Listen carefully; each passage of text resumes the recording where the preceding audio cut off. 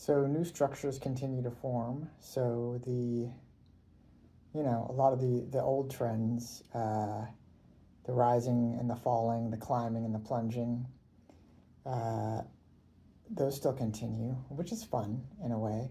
Of course, the difference is now, um, when there's a plunge, it no longer means there's anything wrong. It no longer means that there's unenlightenment, that there's separation. It no longer means any of that. Everything is just what it is.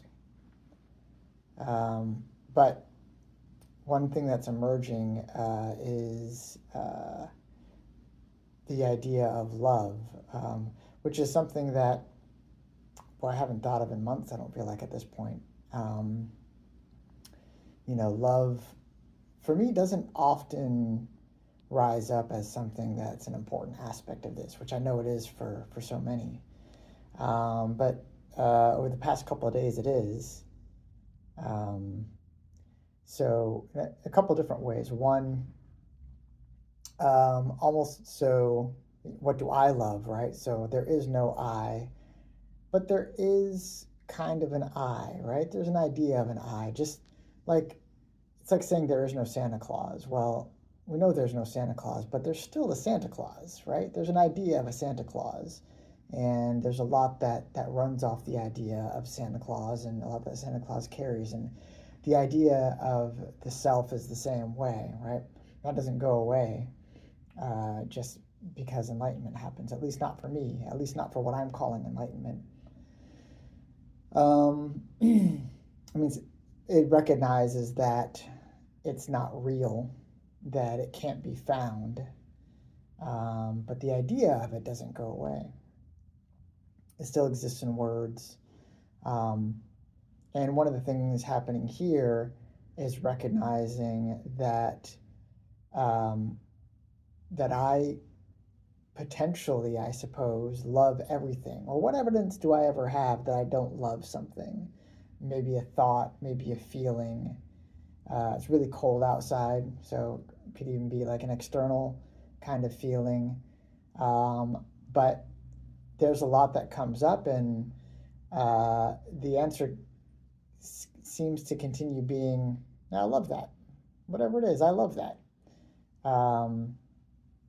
And that could be anything. That could be anxiety or tiredness or joy or all these other things. And it's just like, well, but I love all of it. And sometimes it comes up more as a question. Well, who's to say I don't love that, right? What evidence do I have that I don't love that? What would that even mean, not to love that? And then, of course, as tends to happen now, the idea of self tends to dissolve, and there's a different way of thinking, and then there's it's loved. It loves this. This is all loved. And that morphs into the idea of, love is a fine word, but nurture is a really good one, right? Like everything that happens is nurtured by something, right? The cracks in my shoes are nurtured by my walking, right? The goosebumps on my skin are nurtured by the coldness outside. The anxiety of buying Christmas presents was nurtured for my concern for how others would feel. The purchasing of Christmas presents was nurtured by that. The presents I didn't buy were nurtured by concerns about my financial situation, right? So like everything is nurtured by something else. Ultimately, everything is nurture. There is only nurture, right?